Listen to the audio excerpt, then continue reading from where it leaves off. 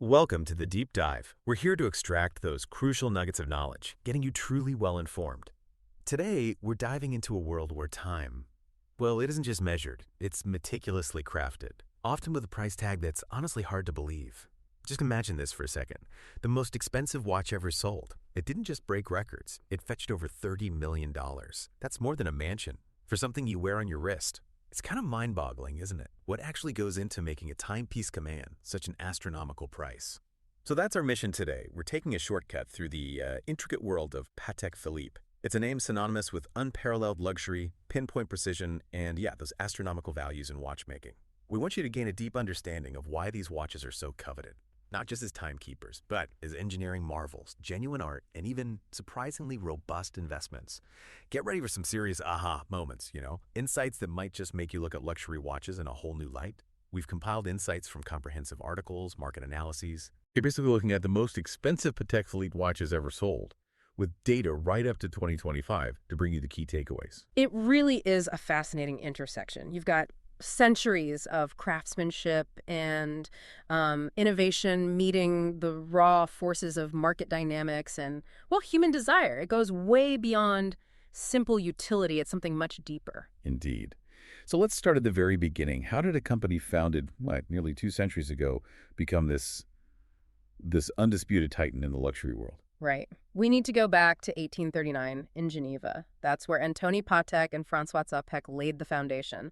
And from the get-go, the brand was known for, well, incredible materials, really fine craftsmanship, and just wonderful design. And Patek himself, wasn't he originally a Polish soldier and artist, forced to leave Poland and then channeled that into watchmaking? That's right. An interesting background. And it's important to understand that in those very early days, they weren't even producing their own movements. The complex inner workings. They'd buy these eboches, basically raw, unfinished movements from other specialists. Then they'd case them, with Patek and Zapek handling all the intricate finishing touches. Huh.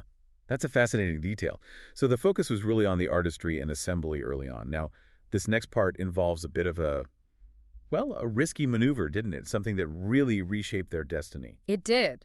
In 1844, Patek had this fateful meeting with Adrien Philippe, a young French inventor. Philippe had developed something quite groundbreaking, the keyless winding mechanism. No more separate key needed to wind and set the watch. Okay, so Patek saw the potential there. He did. He made what you call the risky maneuver, parted ways with Zapek, and formed a new partnership with Philippe. Patek Philippe & C was born. And that decision, wow. Transformative seems like an understatement. Absolutely. Philippe's technical genius was the perfect complement to Patek's entrepreneurial vision and artistic sense. The keyless winding wasn't just a convenience. It fundamentally changed watch design, how people interacted with watches. It really cemented Patek Philippe's reputation early on as a brand built on functional innovation, not just looking good. Right, not just aesthetics. Exactly. And that early embrace of tech became a real hallmark for them. And the innovations just kept rolling in, didn't they? They did. 1868, they introduced the world's first wristwatch. I mean, think about that shift away from pocket watches. Huge historical moment. Definitely. And that propelled them onto the international stage pretty quickly. Actually, even before that, 1857, Queen Victoria herself ordered a keyless winding watch. The royal endorsement. At the Universal Exhibition in London, no less. Precisely. Talk about prestige. So they were already mixing with royalty early on. And the technical advancements continued. 1925, they produced the first wristwatch with a perpetual calendar. Okay, explain that again, the perpetual calendar. Right. It's a mechanism that automatically adjusts for the different number of days in each month and for leap years. Incredibly complex for the time, especially in a wristwatch. Wow. They kept pioneering other things too. Oh, yeah. First bracelet chronographs, those are stopwatch functions, sometimes with split-second mechanisms, which are even more complex. And even the first wristwatches with minute repeating. Minute repeating. Yeah. That's the chiming one, right? Exactly. Push a button and it audibly chimes the hours, quarter hours, and minutes. An incredibly intricate complication. It's just remarkable how they consistently pushed those horological boundaries, putting multiple complications together way before most others were even thinking about it. That's a key point. They weren't afraid of complexity. Even after the huge economic crisis of 1929, they didn't slow down. That's when the Calatrava model emerged, right? Yes, the iconic Calatrava. And it wasn't just a simple watch. It featured a triple date, perpetual calendar, moon phases, and minute repeating. All in one watch. All in one. It was considered the most sophisticated timepiece of its age. A real statement piece. And the Calatrava cross logo, that came around then too. It became their symbol around the end of the 19th century, actually. It originated from a Spanish religious order. It's now instantly recognizable. Right, and then came another pivotal moment, the ownership change in 1932. The Stern brothers bought the company, and crucially, it became a family-owned business, which it still is today, now led by Philippe Stern and his son Thierry Stern.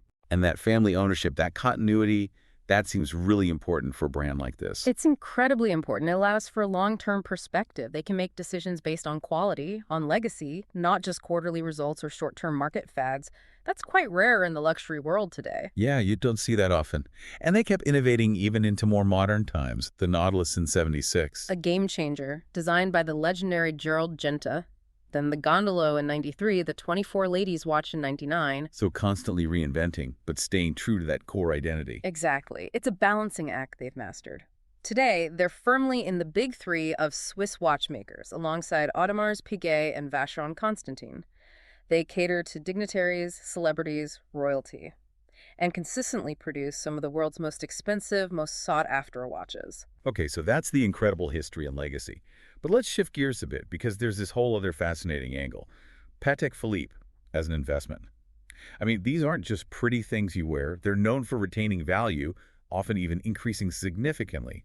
That makes them more than just a luxury buy. That's absolutely right. And if we look at the market data, specifically, say, from January 2020 up to 2025, we see some really interesting dynamics. During the sort of COVID-era boom, average prices on the secondary market really accelerated. They peaked around the second quarter of 2022. Right. Analysts called it a frothy market. Lots of disposable income floating around. Exactly. A unique set of circumstances. But then, like a lot of markets, things tailed off dramatically, as you said. Economic uncertainty started creeping in, interest rates went up. Standard economic pressure starting to bite, even at the high end.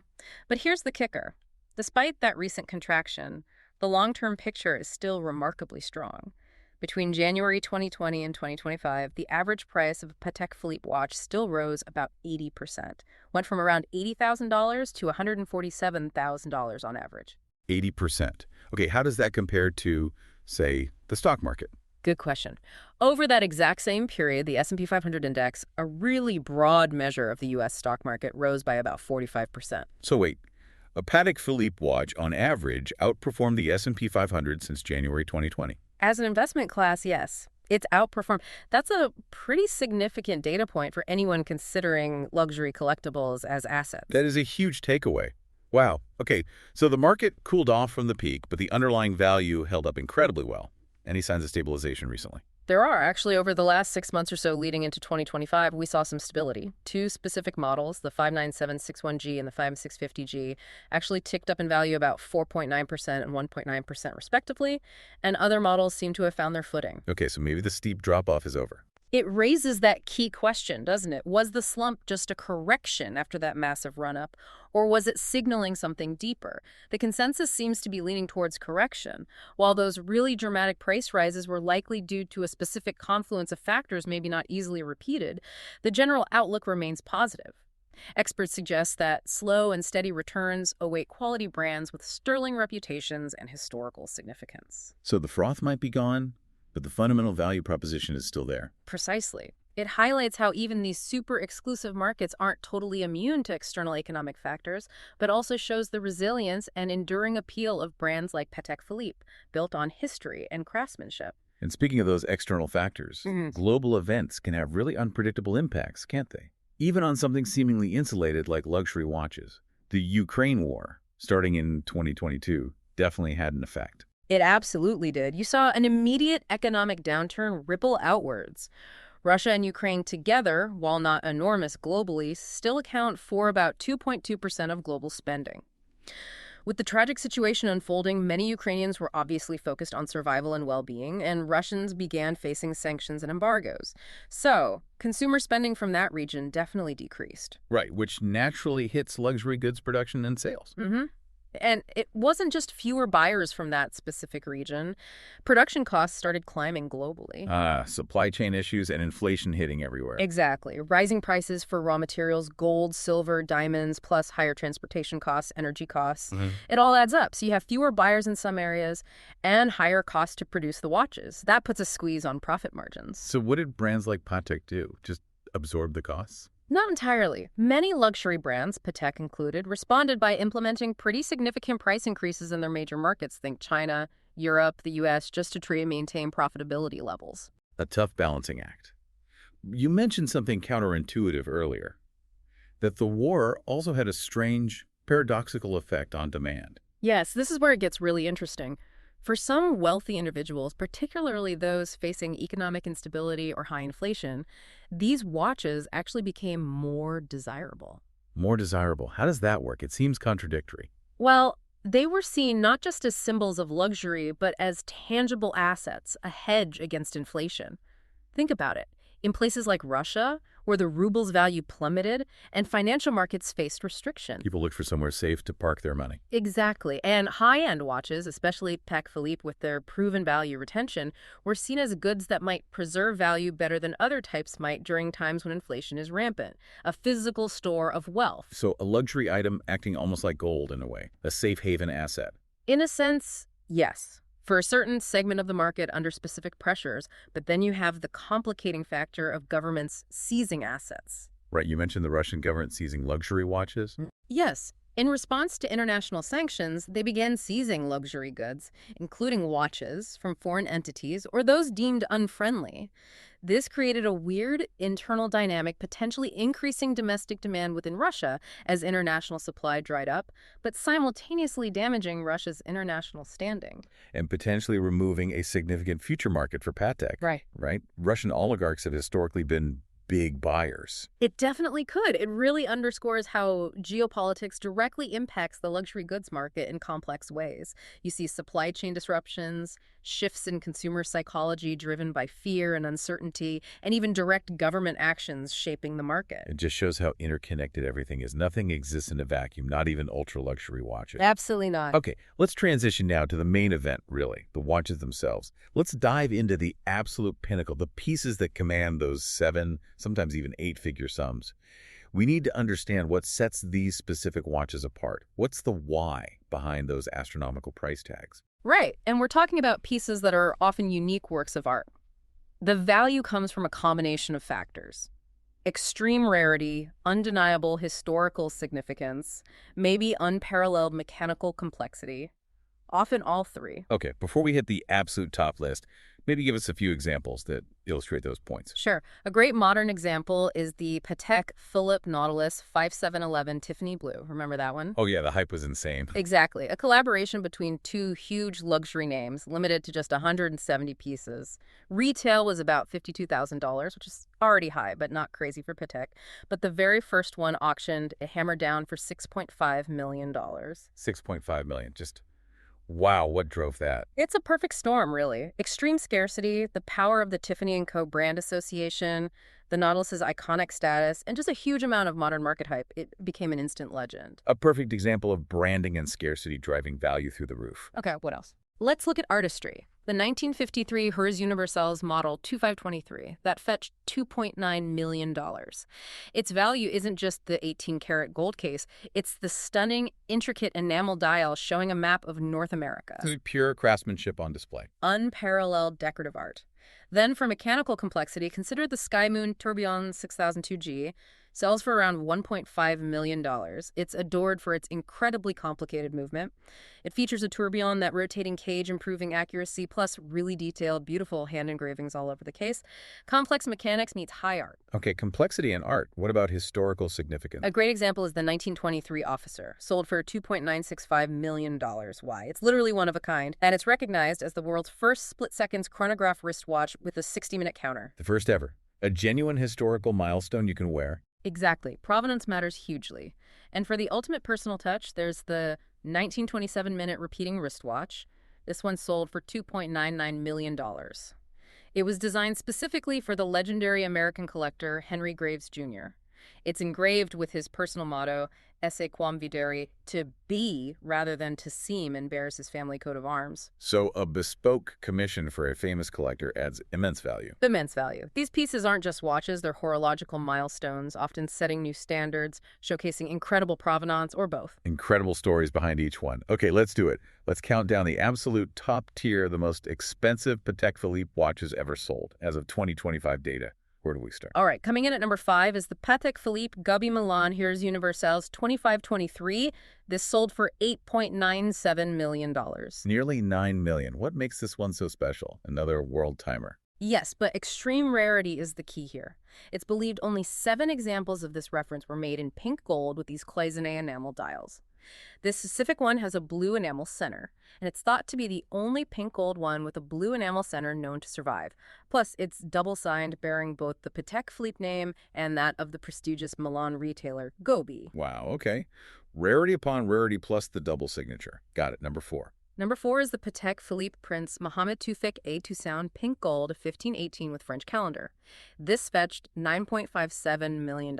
Pink gold 1518. That sounds rare already. Extremely. The reference 1518 was the first serially produced perpetual calendar chronograph. Most were yellow gold.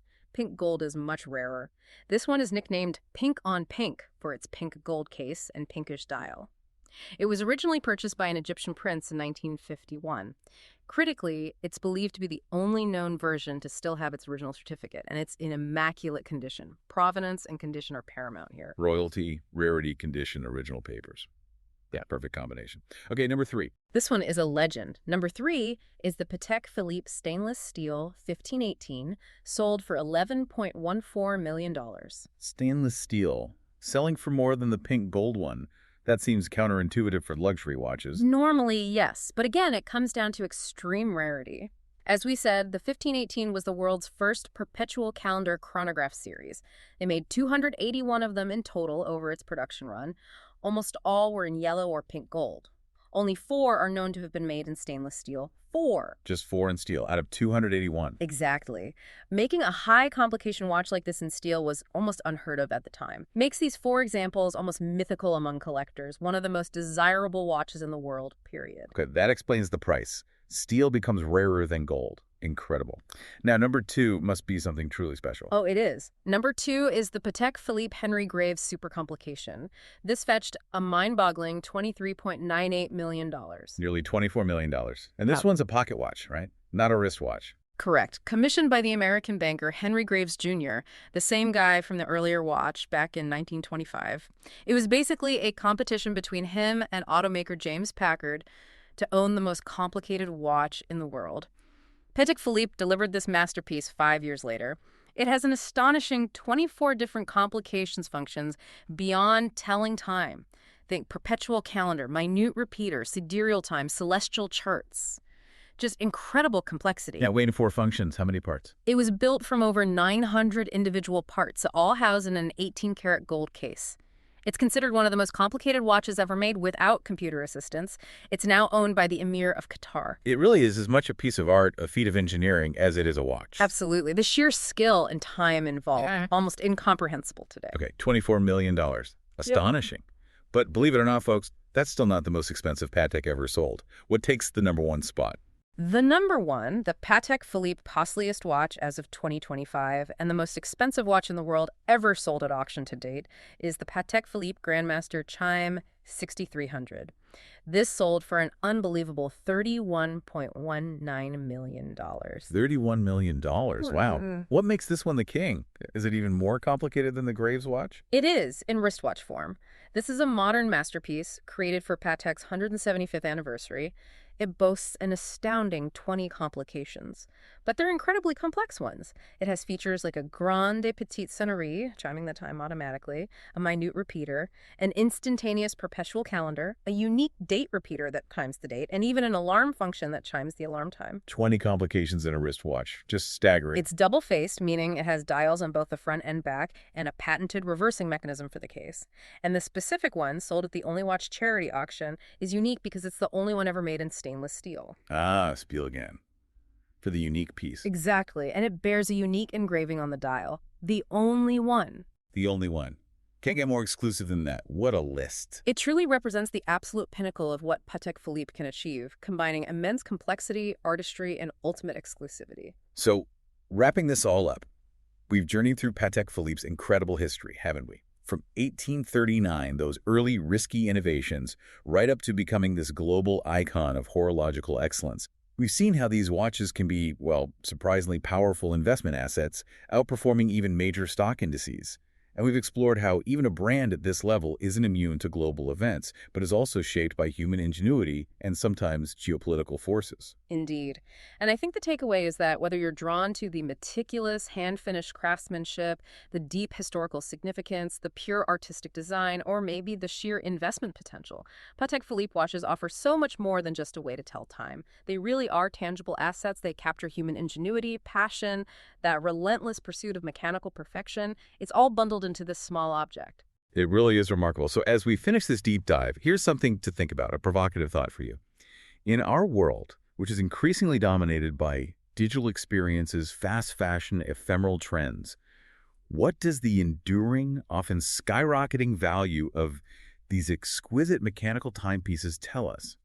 What does it say about our deep-seated human appreciation for tangible masterpieces, for genuine scarcity, for stories that are literally etched in gold and steel? Is it just about displaying wealth, or is there something maybe more profound going on? Something about the human desire for lasting value, for artistry, for a connection to history and skill? That's a great question to ponder. It really makes you pause and reflect on what we truly value, doesn't it? These watches, in many ways, are like tiny, intricate monuments to human aspiration and incredible skill. A perfect place to leave it. Thank you so much for joining us on this deep dive into the fascinating world of Patek Philippe. We hope you've gained a new appreciation for these truly incredible timepieces.